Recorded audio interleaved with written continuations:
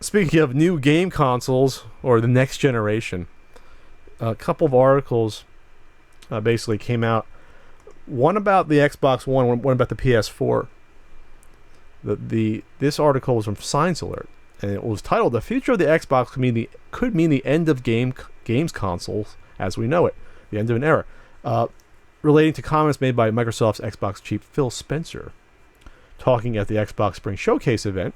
He hinted that in the future of the Xbox One, Microsoft's current games console could receive continual hardware upgrades over its lifetime, rather than being limited to a particular console generation of one piece of hardware every several years.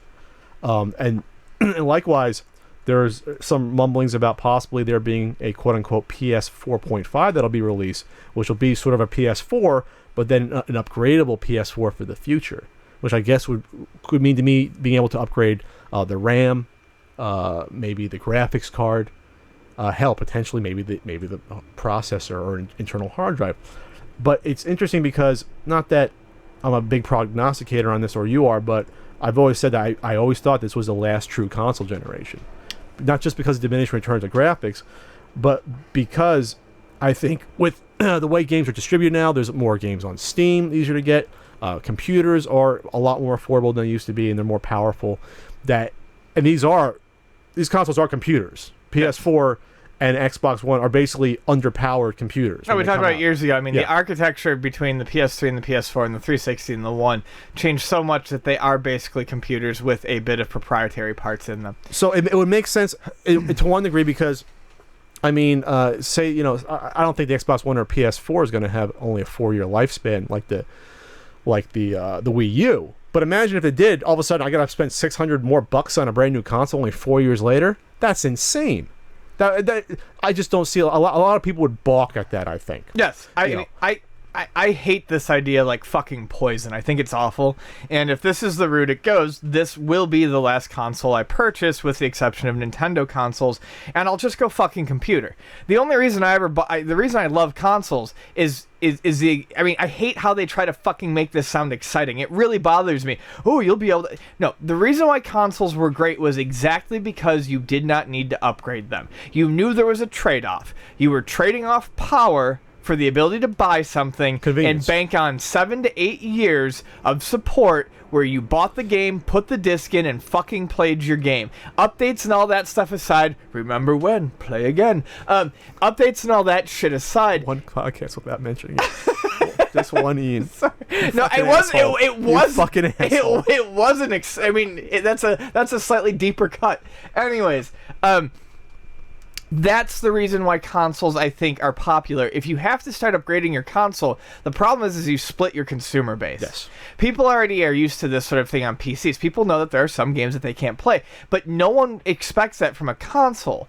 This is why when Nintendo has done this to a degree before. The DSi was a slightly more powerful system than the DS. Only 1 or 2 games made use of that. The new 3DS does have a faster processor and has 1 or 2 exclusives, but they're smart enough to know that they cannot lean on that and release a bunch of stuff that can only work on the newer system. But it's not like the games are going to be operating at a different frame per second on the handhelds. Versus this, where you are now, if you're basically turning it into a computer experience where some people potentially will have better frame rate and better graphics versus others. And that's, in terms of competitive play, that's a huge deal. Well, my question is that really what it is? Because it hasn't been said, it's still rumor. With the Nintendo handhelds, it's you can or cannot play unless you have this upgrade. I mean, at some point, a computer is the same way. You can or cannot play unless you are at this level. But then that's saying, no, it's not optional. That's basically selling you a new console, but just in pieces. I'm looking at is it basically turning it into a computer that you can upgrade optionally.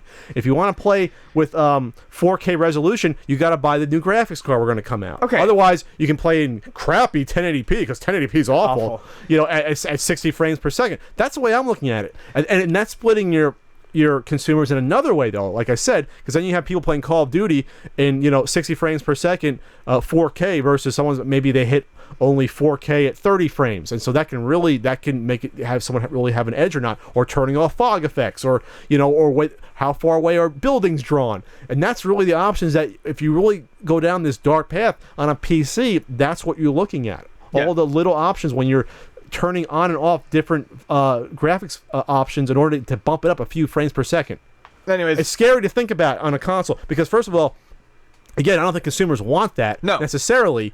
It's going to cost the consumers more in the long run, I think, because now these companies can say, instead of us selling you a $500 console, year one we'll sell you a $200 graphics card. Year two we'll sell you a RAM upgrade. Year three, here's a processor upgrade. And not just that, now I got to install this shit myself if I don't have experience doing it on a computer. I'm sure they'll make it easier on a console. They're going to have to, or else they're going to break warranties left and right. But it just sounds like a bad idea. Yeah, it does. And I mean, this is, like I said, why this whole speak about how exciting this would be is utter bullshit, and it angers me to no end.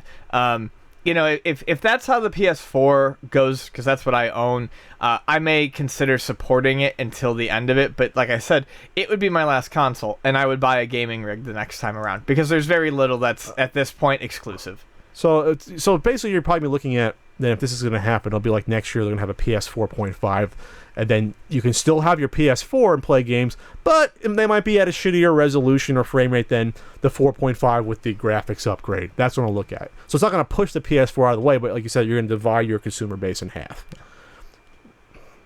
I wonder how much the VR has to do with this and how much processing power is needed for that. It actually says that there might be a VR attachment that does not affect the GPU or the CPU, but would affect somehow the resolution. Maybe it has their own processor or something of that nature. Sure.